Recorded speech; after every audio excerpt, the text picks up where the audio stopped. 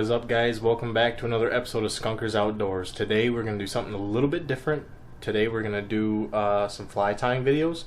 One fly pattern that I've been having a lot of success on and a couple other of us have been having success on, which is the Barr's meat whistle. So it's a kind of spin-off version of it, my take on it. Watched a couple videos on how to tie it, and I just kind of do my own thing as I go. So I got a couple different variations here. Today we're going to do like a copper, orange, or a crayfish color. I also have a couple green patterns that I'm able to do. Here's all of our material that's all laid out. So we got our hooks and our cone heads and our lead flash. I have everything laid out just to make it go by a little bit quicker. And here are the two different variations of what I've tied so far. So the green has been a hot color lately. We went and fished a different river that we're not super familiar with, but we tried the crawdad orange and the green was a big success. We caught 15 bass, 14 of them probably on the green, and only 1 or 2 maybe on the copper color or the orange color. For now, just the sake of I have it laid out, I'm going to tie a couple more of the orange ones for you for the video. Now you can tie it with any different color that you want. Kind of take it into your own hands, you know. Try it out, put a little spin on it, change it up a little bit, get out, fish it, and see what works. Change them up a little bit, see if the color pattern works better or specific material works better. I got some different length Chanel that I liked using. The longer stuff, it gave it more body, a little more fluff than the smaller version that I had before. So try it out, do a couple different things and see what works, and just have fun with it. That's the biggest thing, is just to keep having fun with it and learn as you go. Now, I might not have the proper terminology and the proper tools and the equipment, but we're making do with what we got, and right now I'm making flies and I'm catching fish on them, so it's a good time. So let's get into it. So first things first, we're going to start off with our hook. And today we have our Gamakatsu B10S stingers, size number 2. I got a nice 100 pack off of Amazon. I can leave the link in the description below for all the stuff that I get for all, as far as I know. And then you're going to take your cone head, which is I believe a 1/32 ounce cone head. You're going to take your hook and you're going to slip the cone head over the hook shank and bring it up towards the eye, and then get this cinched down in your vise. Now we're going to be riding hook point up for these ones, which is nice because they get snagged on a lot less stuff. And we're going to take our wire. The cone head's a little light. I like fishing a little bit deeper water, so we're going to take our wire and just do a couple wraps to get a nice base down. Give us a little extra weight. Now, like I said, none of this is going to be perfect. And then do a little bit of helicopter twirls to take that off. You grab our bobbin, and I have, I don't know if you can see that, some UTC Ultra Thread 140 denier. And you're just going to start doing a couple wraps on these just to cinch down that lead wire. Cut your tag end off. A couple more wraps. And if you wanted to put some glue down on here, you can. Just a nice little dab. I just put super glue on here. Nice little dab of super glue. And then you start with your Chanel. So just to give this a little extra body, I like using this long. It's a pretty long one though, but this is a Polar Reflector Flash Chanel in the root beer color by Hairline.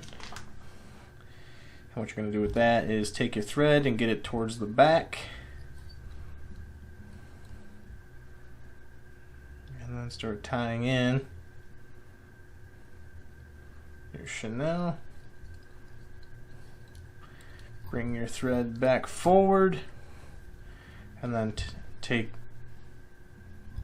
wraps all the way forward, wrapping along the side of that lead wire, and I take those long fibers and work them back each time you do a wrap. So if you miss a couple, it's not a big deal, but you just keep working those fibers back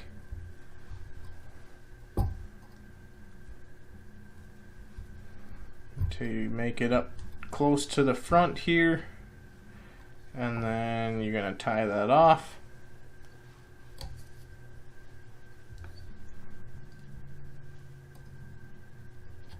Okay, and then cut off your excess. Then you can take this. What I like to do is grab my bodkin then and try to get all the fibers that you didn't get, that you kind of wrapped in, and get them all loosened up. Okay. And then you can take your brush if you want and brush them back.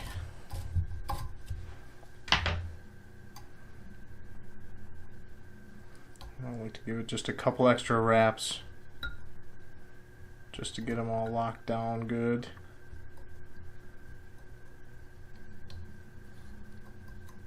So that they're all worked their way back. Okay, and then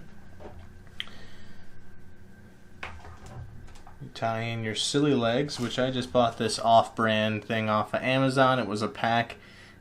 Silly legs, they got this little rubber band around it. But I work the silly legs in on one half over here, kind of just break it down in the middle, and then you fold these over to the other side, tie them in over on the other half. So now you got two silly legs on each side. Careful, they will spin on you a little bit. And just for managing the length of these things, I like to cut them off now. I cut them off a little shorter than the Chanel body, but they'll help it keep its shape and everything. Then we're going to take our crystal flash. Okay, I got gold. This is the bulk pack that I bought off of Amazon. It's a little stretchy material, but it works out okay. We're going to tie that in on this half. Get it locked down over there. Alright, and then you're going to pull the other two pieces that you have left, put them over on this half, and tie them in over on this half of the lure, or the fly. And you take your scissors, and you cut that off just a little bit longer than the Chanel. Alright, and then next we are going to take our zonker strip, which this is that Crawdad Orange Rabbit Zonker. I got these from Avid Max. And right now I have about twice the length of my hook shank in a zonker. So what I like to do is just to keep it to where it's going to stay straight as possible without creating like the like a mono loop or anything like that. I take and figure out where this is going to ride, which I like to leave the zonker all the way up to the cone head.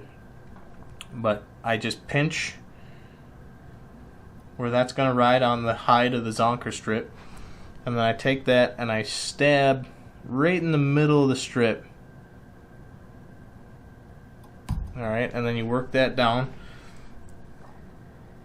And before you do that, what I usually like to do is take this and get all your material kind of brushed to the side, because that's going to give a nice part.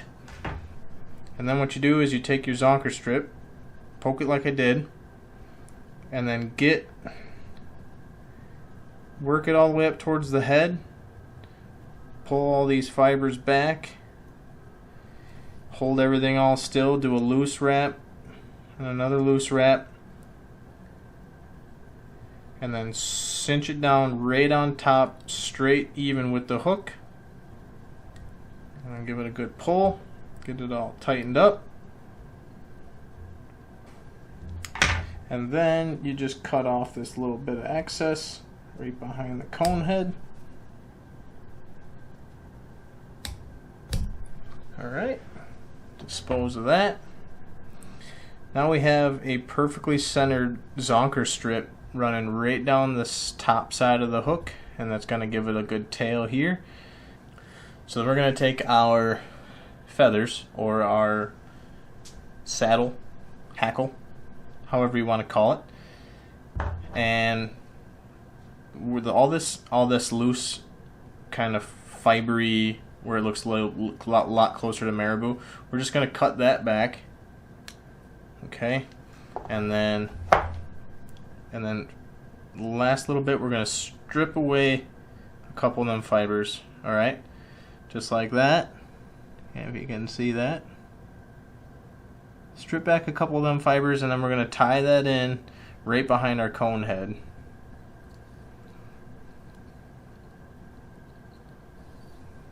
Okay, and then what we're going to do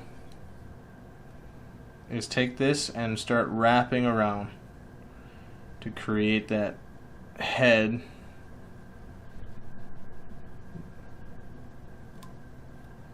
And what I like to do is push everything back as you wrap and advance forward.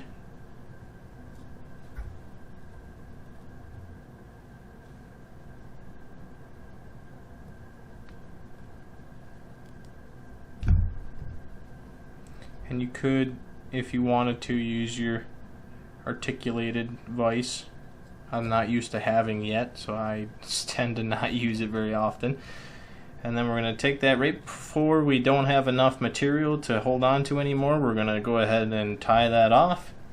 And on some of these other ones, I took this tip of this feather and I kind of pushed it over the top here and made like almost like a weed guard on. For this one, just for cosmetics, I think I'm going to go ahead and cut this one off.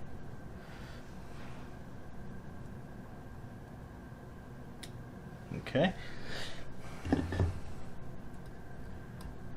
And then you take that and you just push it all back. I like to take the cone head and push back on the cone head to work everything backwards. And then take this and just do a couple wraps, not too many, because you want to still leave a couple nice little spot for your whip finish. And then you take your whip finish tool behind the cone head and you give it a couple good wraps. I usually do a 3 or a 4 whip finish, and I like to do 2 just because sometimes they're not the best.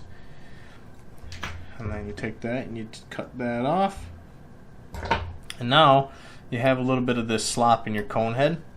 So what I like to do is come on the front half and make like a thread dam to push all that back.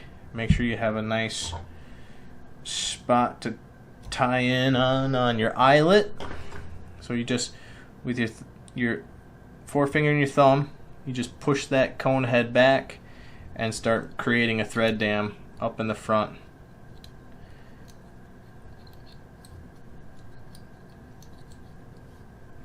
And that'll protect all your knots and everything on the back side of the cone. And then that'll get that cone head nice and tight. Once you get a little thread dam built up, do another whip finish or 2. I think 1 will be alright. Cut off your slack, and if you want to make it just a little bit more hardy, put a little dab of super glue right on the top. Work that in with your bodkin if you want to.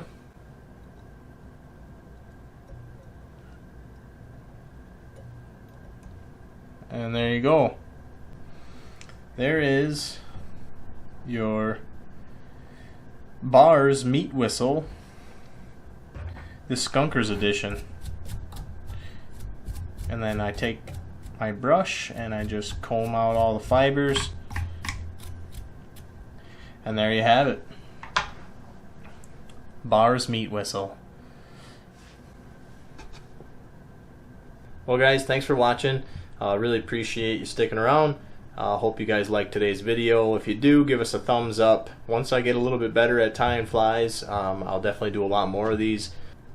Thanks for watching, and as always, catch fish, make memories.